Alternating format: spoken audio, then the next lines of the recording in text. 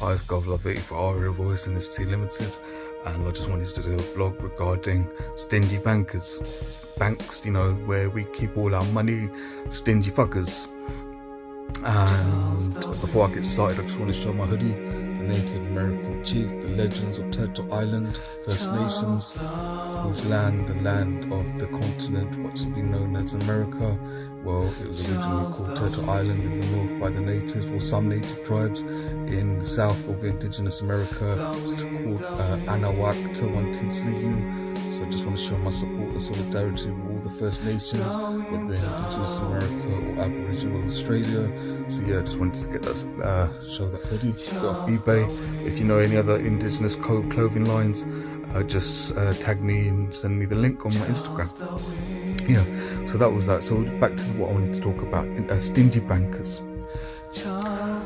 I'm a liberal progressive socialist, meaning I believe when the money is available and the money is more than enough there, then it should be distributed to benefit all of society, not just the 1%. But if you had an exchequer, say you had someone in the government exchequer who handles the treasury of a nation, if you had one to spend, that would be worse for society, it would be worse for your children's future. Bankers or exchequers get a magnifying glass and they'll scrutinize and look at every single penny. Just one penny will be looked at very closely to why you want to spend just one penny. And it has to be like that, it can't be any other way. But this is my problem with stingy bankers. If a banker is stingy or exchequer is stingy with money, or loaning money or giving money based on racism, sexism, disregard for religions because they think your religion is not worthy, or your skin color is not worthy, your heritage, your ethnicity is not worthy to receive money, that's unacceptable. That's unacceptable, and you'll find with Zionist bankers, they are very much like that. If you think people who are born in Abrahamic religions, whether Christianity, Judaism or Islam, who are people of colour, if you think you get it bad by a racist Zionist European banker, you should see how bad non-Abrahamic people of colour get it, whether Buddhism, Jainism, Hinduism, Taoism, Shintoism, Shamanism from Asia. You should see how they disregard us as being inferior and not worthy. So when the stingy banker is being racist or discriminating against religion or skin colour or sexuality or gender in regards to making their decisions regarding whether they're going to give someone money or not, that is unacceptable. They should be removed from that, ruthlessly removed from that position of power, because that's unacceptable. But when someone's being stingy because financially it's not viable, it's not realistic and it's not possible, and financially they cannot fulfill that demand or that need because financially it's just not possible, well, that's different. So when it comes to bankers, I think overly extremely stingy is unacceptable, especially when you're stingy based on discrimination reasons of thinking a lesser tribe, a lesser community or lesser human being because they're different from yourself. But I think if you want a decent society, we need bankers and exchequers who are moderately, reasonably stingy, just so everything keeps afloat and nothing falls apart and goes under. So it's like the way it is when you say, if you want to receive local funding for your budgets, for your local community, local authorities, you have to pitch it to get that money. You have to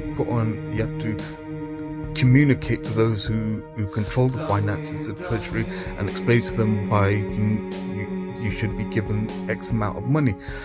And it's like there's those who will refuse giving money, whether in a bank or a government, and not lose any sleep at night because they think you are Paki, you are a nigger, you are a heathen, you are a Gentile, you are non-Jewish, you are non-European, and not lose any sleep over it because they think you're just a lesser human being. But then there's some people who are compassionate in banking, and they're very few do they exist? They're probably people who could have gone on to be bankers but never worked in the finance industry, who will find it hard to break you the news that after the deliberation, after the discussion whether they can give the money or not, and they look at you like, I'm afraid we can't. And they really want to, if they could financially, and if the money was there to be able to put the money towards a sector or a loan for business venture, they really would love to, but financially it's just not going to happen. It's not possible. They scrutinize every single penny, from every penny, and looking at the outgoings, ingoings, they've just analyzed everything and come to the conclusion and the decision that it's just not possible. And it wasn't because of your skin color, because you were African or Indian or Asian or non-Abrahamic religions or homosexual, LGBT. It was not because of your class, because you were working class, or like some bankers are very discriminatory towards working class people. It's just because it's not economically, financially viable. Now that's different.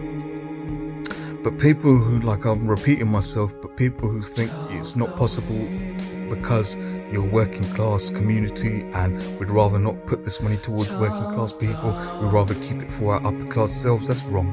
I hate people like that.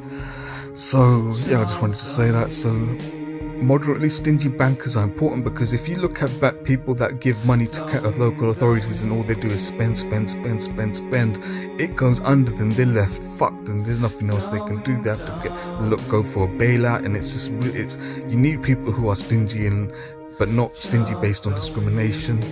And another thing I wanted to say, in India, I forgot how much, I think, is it 7 trillion, or they're aiming to get a 7 trillion GDP economy. 7 trillion worth of India's economy is overtaking Britain. 7 trillion is a lot of money. America is in debt with China and I think, but their economies, I don't know, 14 trillion, 19 trillion, 30 trillion. I don't know what America's is. I need to Google that. But India's 7 trillion, 8 trillion, or that's what they're aiming for. Do you know how much that is in rupees? Do you know how much $7 trillion is in rupees? Fucking, it goes into fucking gazillions when it's fucking rupees, yeah? So India's laughing. So India's not going to be looking to go into all-out war, like a third world war or anything like that. They'll have no interest in that, because they've got good financial times ahead of them. But what's wrong about it is there's a Great Depression in India that they don't show in mainstream India, due to the 500,000 farmers that have committed suicide since 1995. So in the real India, the common man India, the armed army, the common people India, there's a depression. In mainstream India, they're all happy and acting like thousands of farmers haven't committed suicide. Why? They don't care, because they've extorted and ruthlessly extorted the farmer. Yeah. So when it's wankers like that, stingy fuckers like that, I hate people like that. But if you've got an exchequer, someone who's in charge of the treasury of a bank or a government, who distributes the money fairly when the money is viable, it is economically viable, it is possible, then those are the sort of bankers we need in this world. So that's Governor 84 Aria Voice and it's T. Peace. Peace to the chief.